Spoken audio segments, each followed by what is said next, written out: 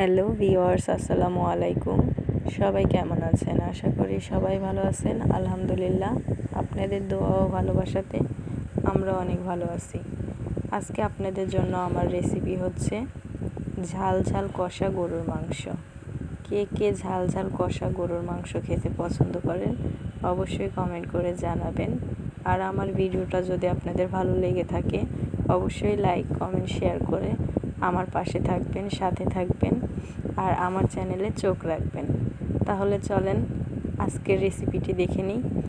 আজকে ছিল সব মশলা পাটায় বেটে গরুর মাংস কষা, শুকনা মরিচ পাটায় বেটে নিয়েছিলাম।